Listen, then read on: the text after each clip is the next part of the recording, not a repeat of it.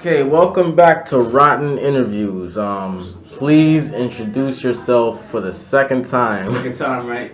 Yeah, my name is Randy Arzu, aka Zuka. I am a music producer, and I specialize in hip hop, dancehall, R&B, reggaeton, of course, some dancehall reggae and merengue music. Okay. Right, yeah. All right. So the last time we left off, I asked you if you believe, you have what it takes as far as the team that you've surrounded yourself with.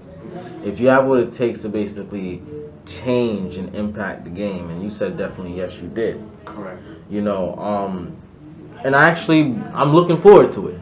Absolutely. Because I've spoken to some of the artists that you've associated your brand with, Correct. and not only do I hear the talent, but they're very good people. Yeah, that's key. So let me ask you, what is it what tells you deep inside when the first time you meet someone? Okay, you know what? I see myself working with this person. Well, for me to work with an artist, it goes beyond music. I think it's more about energy. We gotta vibe. I believe the power of vibing with people. As of right now, I have a couple of artists that I work with. Nobody's serious yet, because artists, they come and go. Some are loyal, some aren't loyal. So it's the vibe, it's the energy I see when I meet with them, because artists are funny. Not to be negative, but artists are funny. They change right away, especially when they don't see money coming in right away. So what determines if I work with them or not is vibe, is what they've done on their own. Because some artists, when you work with them, they expect you to do everything, from the social media, the music, the mix and match, which is cool, but they need to put in some type of work as well. Because I noticed that some artists are lazy, not all of them, and some of them want that mother figure. I'm not gonna lie. Sometimes you gotta be like that, but sometimes you gotta get up and be on your grind, because nobody's gonna give you anything this for. You gotta work for it.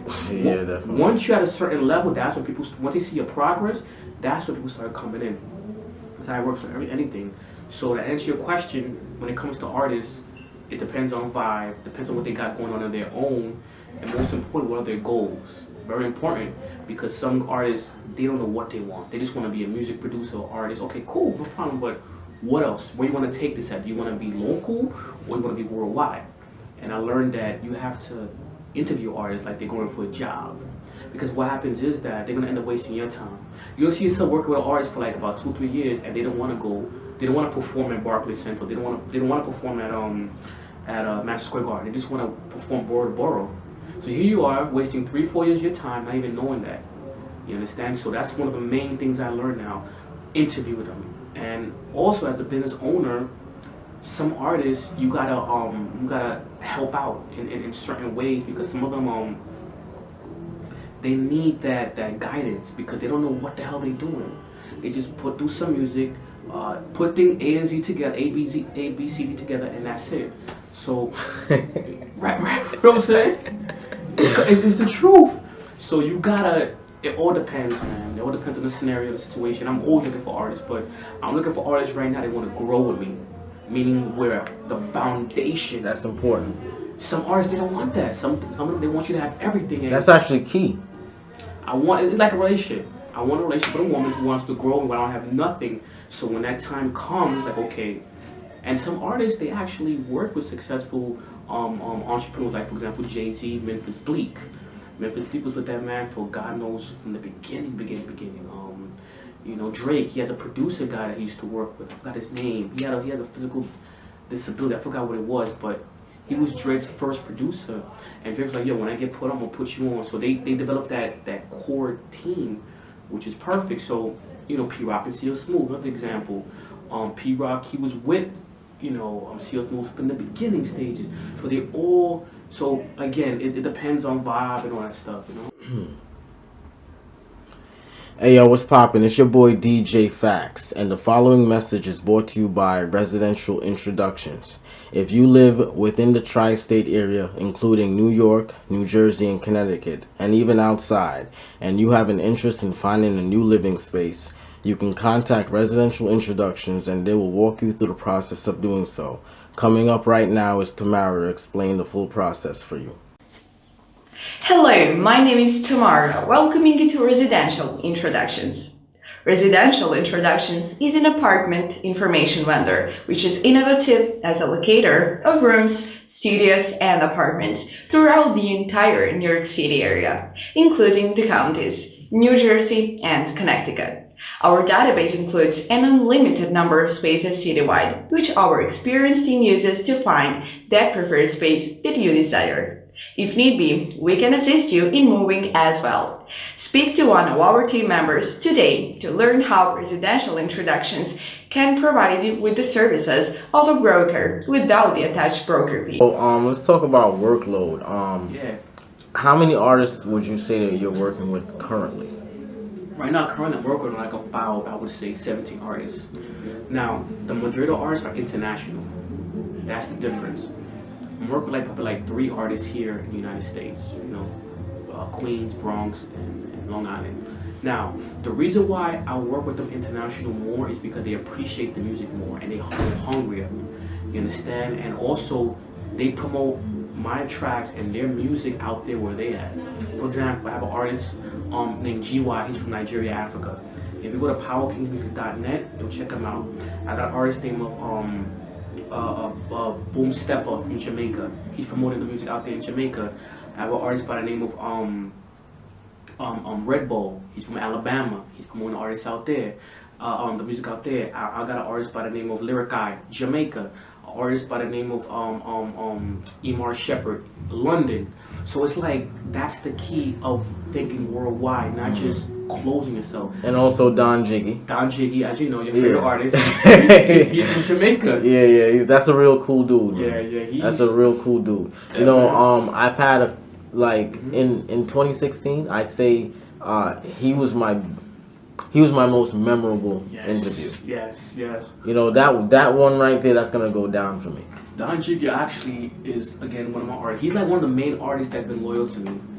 You know, I met him through another producer, another manager actually, and I was running a record label called what's it called, 5 Star Recording. So the manager came in, I met him. He's like, "Yo, I want to work with you, Randy." I was like, "All right." We did some work, nothing crazy, but he said I got an artist named Don Jiggy. I was like, cool. I met Don Jiggy, and automatically the energy, like I was telling you, the energy we just vibe right away. He was not about ego, not about pride. But again, that changes when money starts coming in. That's another thing. You don't know people until money starts coming in, more women. So I'm like, cool. So I was like, listen, he was not involved with his manager no more. I guess there was some type of fallout. That happens a lot when there's no contracts in the beginning, you know. So I was like, listen, I'm working on a project. I want to include you.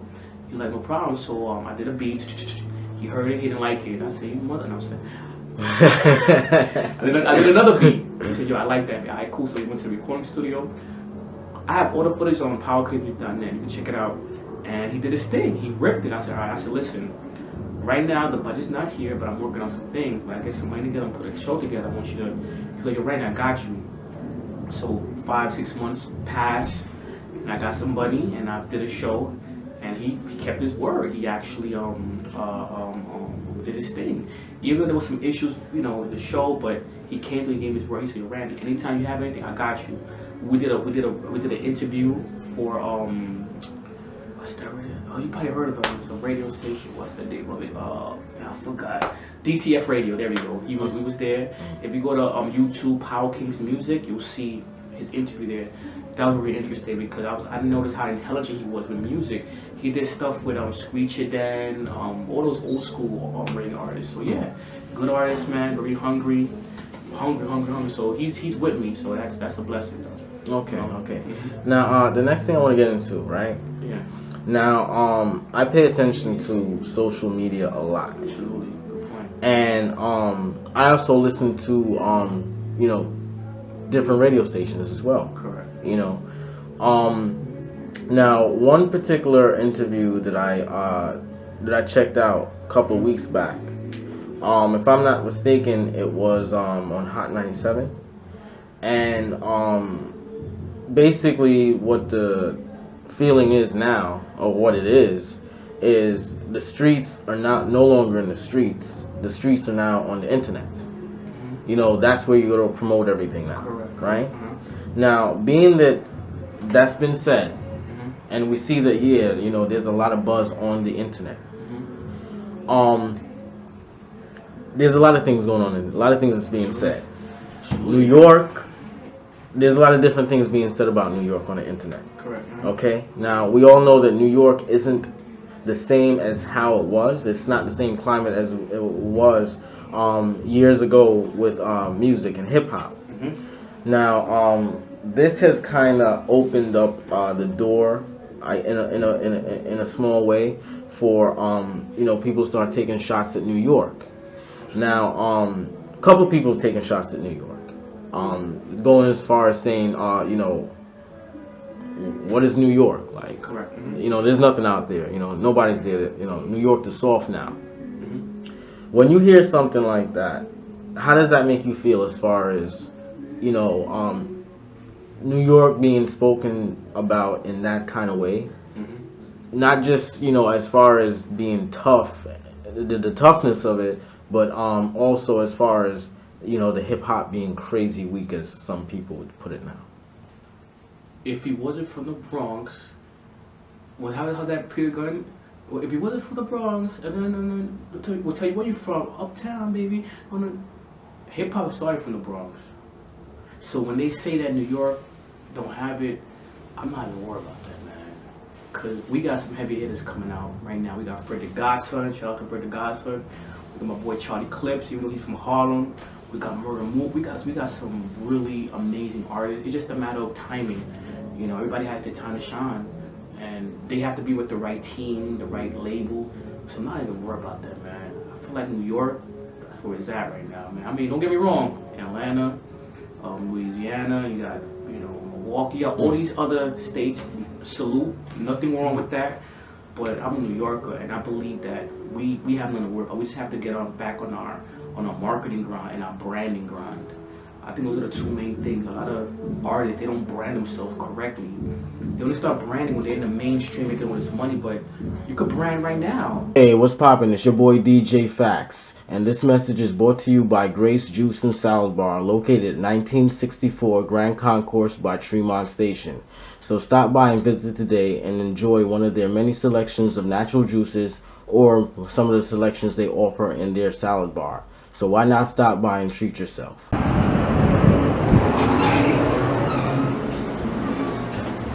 Hi, welcome to Grace. The next customer online, please.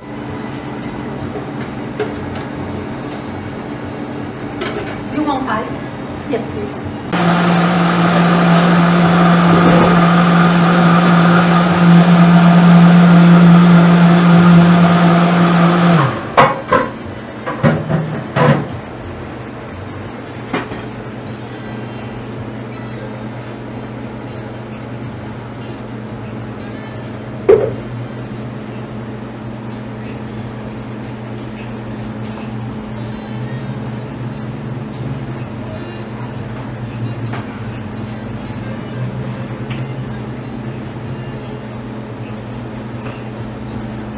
We just have to support each other more, because one thing about the other states, man, that do hip hop, they come together.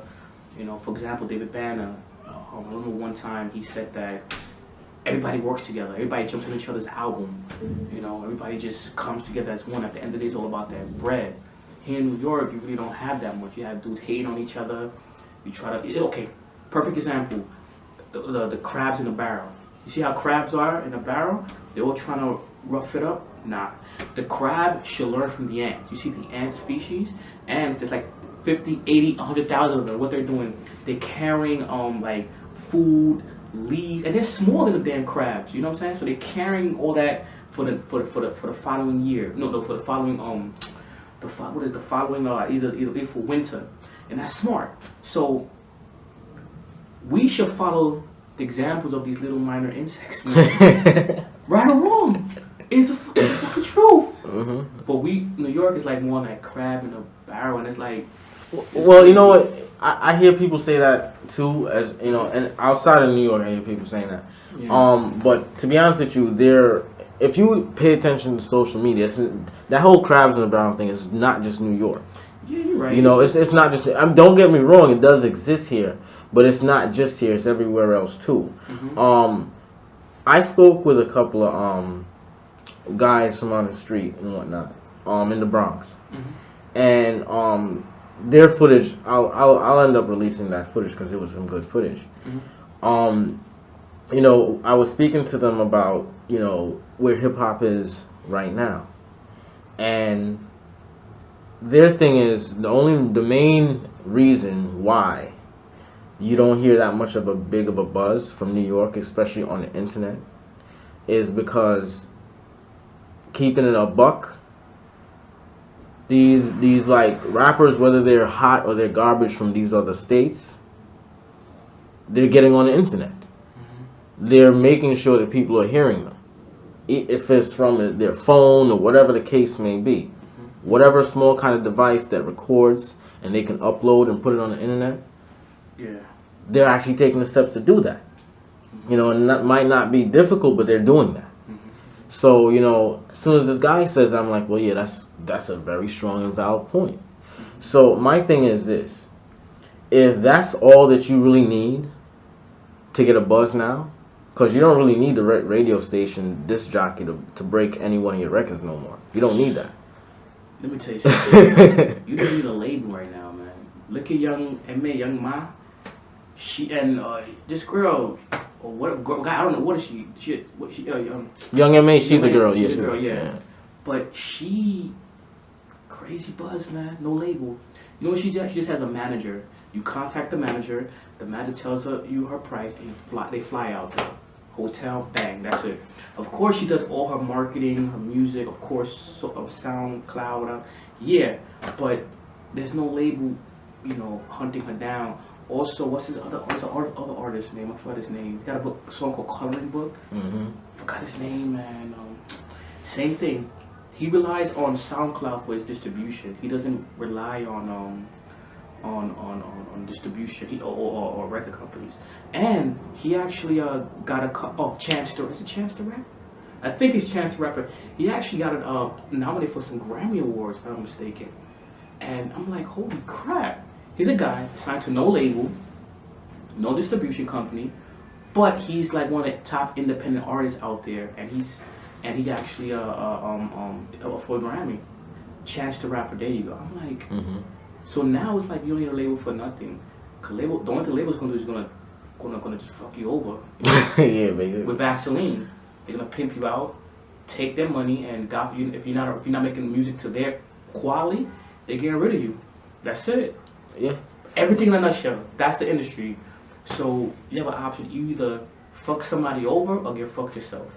That's it. So I would say when it comes down to New York, it's just a matter of, to me, collaborating more with different genres of music, not just hip hop. For example, with me, I'm from Guatemala, right? And I do a lot of Latin, calypso type of music. I brand it. I put reggae artists on that. You know what I'm saying? I put hip hop artists on that. So they're like, what is that? I think you came late, but they were like, what is that type of sound? It's something different. And that's the trend that's going to make me and my brand, Power Kings, different. We're going to do different things because the industry is always looking for new stuff, man. It's like that sound is like, yo, you know, so, yeah. Yeah, definitely. Now, to be honest with you, right, in my opinion, New York hip-hop is raw when it's authentic. And I really can't wait for it to come back. Because it's been a serious drought. For years, man. Yeah.